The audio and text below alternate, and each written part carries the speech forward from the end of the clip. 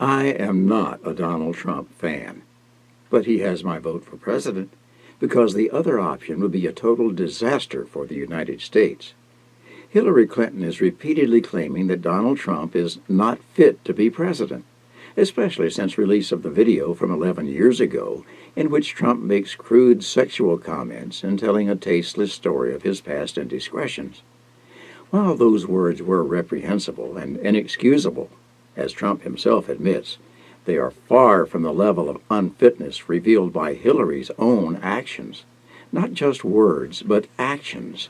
From the time she was on the House committee considering Richard Nixon's impeachment, Chief Counsel Jerry Zeifman said she was a liar. She was an unethical, dishonest lawyer. She conspired to violate the Constitution, the rules of the House, the rules of the committee, and the rules of confidentiality. To her miraculously earning $100,000 in a stock market venture as an amateur investor when her husband was governor of Arkansas. To her and her staff raiding Vince Foster's office upon his death, even before the authorities could get there.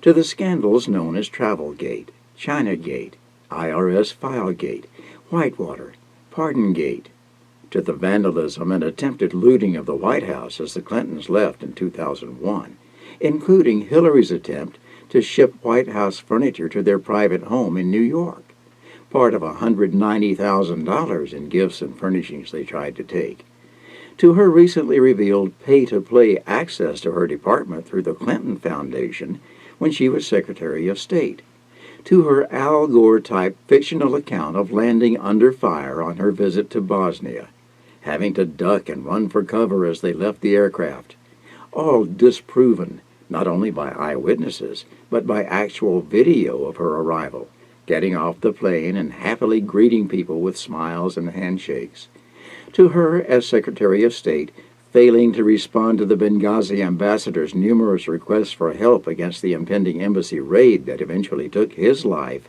and the lives of 3 other Americans, to her and President Obama's attempts to blame that raid on an independent filmmaker, to the still unraveling email scandal, which undoubtedly put United States national security at risk, and her claims that she did not know, even as Secretary of State, that the designation C meant that material was classified, to her open hatred of the military, including when she was First Lady, trying to force the military advisors in the White House not to wear their uniforms when on duty there. She is so known for her sudden fits of raging temper that staff members would hide when they saw her coming down the hall. And while she's attacking Donald Trump as unfit based on his repulsive statements on the 11-year-old recording, she told a member of her security detail to go F himself when he dared to say to her, "Good morning, ma'am." And yet she says of Donald Trump, "Is this the kind of person we want as our president?" Maybe he isn't, Mrs. Clinton, but it's for absolute certain that you are not.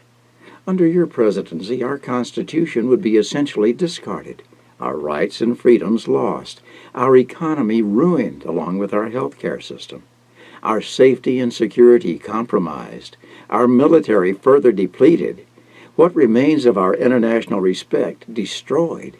Our national debt would surpass $25 trillion. The siege against Christianity and its moral principles would be expanded. Education deteriorated beyond all repair for decades in favor of self-esteem and political correctness. All hope for an unbiased, law-based Supreme Court will be gone.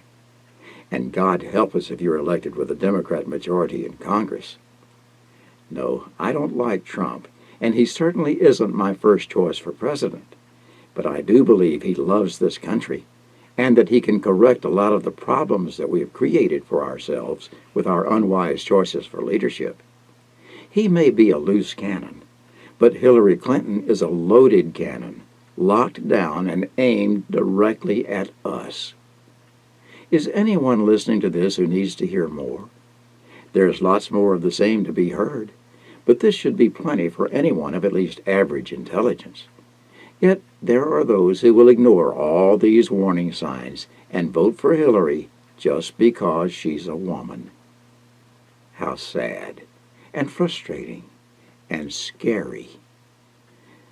But even if you disagree with me, by all means I urge you to vote. We'll get what we ask for.